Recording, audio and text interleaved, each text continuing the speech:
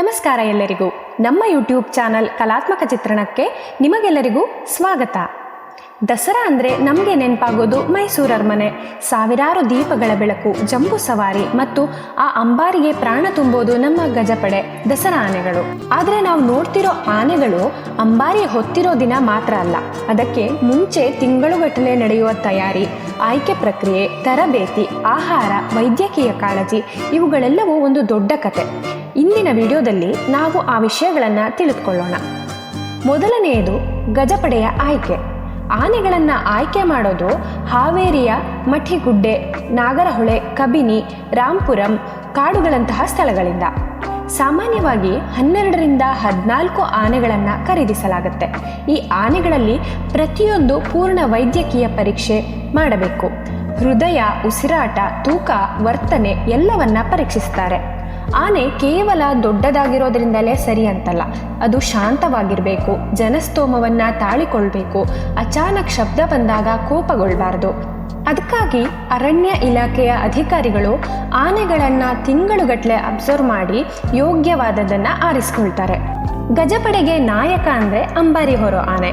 ಇತ್ತೀಚಿನ ವರ್ಷಗಳಲ್ಲಿ ಈ ಜವಾಬ್ದಾರಿ ಅರ್ಜುನ ಎಂಬ ಬೃಹತ್ ಆನೆಗೆ ಸಿಕ್ಕಿದೆ. ಅರ್ಜುನನ ತೂಕ 5.5 ಟನ್ಗಿಂತ ಹೆಚ್ಚು. ಅಂಬಾರಿ ಅಂದರೆ ಅದು ಗೋಲ್ಡನ್ ಹೌಡ, 750 ಕಿಲೋ ತೂಕ ಇರುತ್ತೆ.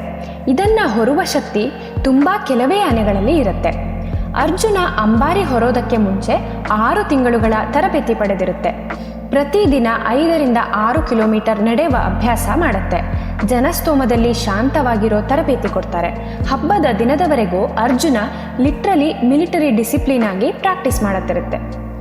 ಆನೆಗಳ ಡಯೆಟ್ ಕೂಡ ಒಂದು ದೊಡ್ಡ ವಿಷಯನೇ. ಸಾಮಾನ್ಯ ದಿನದಲ್ಲಿ ಬಾಳೆ ಗಿಡದ ತೆನೆ, ಕಡ್ಡಿ, ಹಣ್ಣುಗಳನ್ನು ತಿನ್ನುತ್ತೆ. ಆದರೆ ದಸರಾ ಟೈಮಲ್ಲಿ ಅಕ್ಕಿ, ಉದ್ದಿನಬೇಳೆ, ಬೆಲ್ಲ, ತುಪ್ಪ, ಬಾಳೆಹಣ್ಣು, ತೆಂಗಿನಕಾಯಿ. ಒಂದು ಆನೆ ದಿನಕ್ಕೆ 150ರಿಂದ 200 ಕಿಲೋ ಆಹಾರವನ್ನು ತಿನ್ನುತ್ತೆ. ಜೊತೆಗೆ 5ರಿಂದ 6 ಲೀಟರ್ ತುಪ್ಪವನ್ನು ಕೂಡ ಕೊಡ್ತಾರೆ. ಇದರಿಂದ ಅವುಗಳಿಗೆ ಶಕ್ತಿ ಹೆಚ್ಚಿಸುತ್ತೆ. ಇನ್ನು ಒಂದು ವಿಶೇಷ ಮಿಶ್ರಣ ತಯಾರಿಸ್ತಾರೆ. ಅಕ್ಕಿ, ತುಪ್ಪ, ಬೆಲ್ಲ, ಒಣಹಣ್ಣು ಇದನ್ನು ಎನರ್ಜಿ ಬೂಸ್ಟರ್ ಅನ್ನೋ ಹಾಗೆ ಕೊಡ್ತಾರೆ. ಅಂದರೆ ಗಜಪಡೆ ಲಿಟ್ರಲಿ ಬಾಡಿ ಬಿಲ್ಡರ್ ಡಯೆಟ್ ಮೇಲೆ ಇರುತ್ತೆ. ಆನೆಗಳ ಸುರಕ್ಷತೆ ಅಂದರೆ ತುಂಬ ಕಠಿಣ. ಪ್ರತಿದಿನ ಪಶುವೈದ್ಯರು ಹೆಲ್ತ್ ಚೆಕಪ್ ಮಾಡ್ತಾರೆ. ತೂಕದ ಮೇಲೆ ಕಣ್ಣಿರುತ್ತೆ. ಅಂಬಾರಿ ಹೊರುವ ಆನೆಗೆ ಅಗತ್ಯ ತೂಕ ಸಿಗ್ತಿದೆಯಾ ಅಂತ ಚೆಕ್ ಮಾಡ್ತಾರೆ. ದವಡೆ, ಕಣ್ಣು, ಚರ್ಮ ಎಲ್ಲವನ್ನೂ ಚೆಕ್ ಮಾಡಲಾಗುತ್ತೆ. ಪ್ರತಿಯೊಂದು ಆನೆಗೆ ಪ್ರತ್ಯೇಕ ಮಾವುತ ಇರುತ್ತಾರೆ. ಅವರಿಗೂ ಟ್ರೈನಿಂಗ್ ನೀಡಲಾಗುತ್ತೆ. ಆನೆಗಳು ಮೈಸೂರಿಗೆ ಬಂದ ಮೇಲೆ 24 ಗಂಟೆ ಸೆಕ್ಯೂರಿಟಿ ಗಾರ್ಡ್ ಮಾಡ್ತಾರೆ. ಲಿಟ್ರಲಿ ವೆರಿ ಇಂಪಾರ್ಟೆಂಟ್ ಪ್ರೊಟೆಕ್ಷನನ್ನು ನೀಡ್ತಾರೆ. ಒಂದು ವೇಳೆ ಆನೆ ಏನಾದರೂ ಅಸ್ವಸ್ಥವಾದರೆ ಬದಲಿ ಆನೆಯನ್ನು ರೆಡಿ ಇಟ್ಟಿರ್ತಾರೆ. ಆನೆಗಳನ್ನು ಕಾಡಿನಿಂದ ನೇರವಾಗಿ ಪ್ರೊಸೆಷನ್ಗೆ ಕರೆಸೋದಿಲ್ಲ. ಮೊದಲಿಗೆ ನಾಗರಹೊಳೆ ಕಾಡು ಅಥವಾ ಕಬಿನಿ ತೀರದಲ್ಲಿ ಟ್ರೈನಿಂಗ್ ಕ್ಯಾಂಪ್ ಇರುತ್ತೆ. ಅಲ್ಲಿ ಆನೆಗಳಿಗೆ ಮಾರ್ಚಿಂಗ್ ಪ್ರಾಕ್ಟೀಸ್ ಮಾಡಿಸ್ತಾರೆ. ಟ್ರಂಪೆಟ್ ಸೌಂಡ್, ಡ್ರಮ್ ಸೌಂಡ್ ಬಂದಾಗ ಹೆದರದೆ ನಡೆಯಲು ಕಲಿಸುತ್ತಾರೆ. ಜನರ ಶಬ್ದ, ಬೆಳಕು, ಫ್ಲ್ಯಾಶ್ಗಳನ್ನು ತಾಳಿಕೊಳ್ಳುವ ಅಭ್ಯಾಸವನ್ನು ಮಾಡಿಸ್ತಾರೆ. ಈ ಶಿಬಿರ ಲಿಟ್ರಲಿ ಒಂದು ಮಿಲಿಟರಿ ಟ್ರೈನಿಂಗ್ ಕ್ಯಾಂಪ್ ಹಾಗೆ ಇರುತ್ತೆ. ಗಜಪಡೆ ಮೈಸೂರು ದಸರಾದ ಹೃದಯ. ಒಡೆಯರ್ ರಾಜರ ಕಾಲದಲ್ಲಿ ಅಂಬಾರಿ ಹೊರುವ ಆನೆಗೆ ಅತಿ ಹೆಚ್ಚು ಗೌರವ ಇತ್ತು. ಜನರು ಅಂಬಾರಿ ಹೊತ್ತ ಆನೆ ಲಿಟ್ರಲಿ ದೇವರು ಅನ್ನೋ ಹಾಗೆ ಪೂಜಿಸುತ್ತಿದ್ರು. ಅಂಬಾರಿಯಲ್ಲಿ ಕುಳಿತಿದ್ದಿದ್ದು ರಾಜ.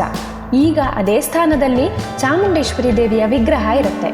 ಅಂದರೆ ಆನೆ ಕೇವಲ ಪ್ರಾಣಿಯಲ್ಲ, ಅದು ರಾಜ್ಯದ ಶಕ್ತಿ, ಗೌರವ, ಆಧ್ಯಾತ್ಮಿಕತೆಯ ಸಂಕೇತ. ಹೀಗೆ ದಸರಾ ಗಜಪಡೆ ಕೇವಲ ಜಂಬೂ ಸವಾರಿಯ ಅಲಂಕಾರವಲ್ಲ, ಅದರ ಹಿಂದೆ ಮಂತ್ಸ್ ಆಫ್ ಪ್ರಿಪರೇಷನ್, ಶಿಸ್ತು, ವೈದ್ಯಕೀಯ ಕಾಳಜಿ, ಟ್ರೈನಿಂಗ್, ಮಾವುತರ ಶ್ರಮ ಎಲ್ಲವೂ ಸೇರಿದೆ. ಮುಂದಿನ ವಿಡಿಯೋದಲ್ಲಿ ಇನ್ನೂ ಹಲವು ಉಪಯುಕ್ತ ಮಾಹಿತಿಯೊಂದಿಗೆ ನಿಮ್ಮ ಮುಂದೆ ಬರುತ್ತೇವೆ. ಅಲ್ಲಿಯವರೆಗೂ ನೀವಿನ್ನೂ ನಮ್ಮ ಚಾನಲ್ನ ಸಬ್ಸ್ಕ್ರೈಬ್ ಮಾಡಿಲ್ಲ ಅಂದರೆ ಈ ಕೂಡಲೇ ಸಬ್ಸ್ಕ್ರೈಬ್ ಮಾಡಿ ಹಾಗೂ ಹೆಚ್ಚು ಜನರಿಗೆ ಶೇರ್ ಮಾಡಿ. ಧನ್ಯವಾದಗಳು.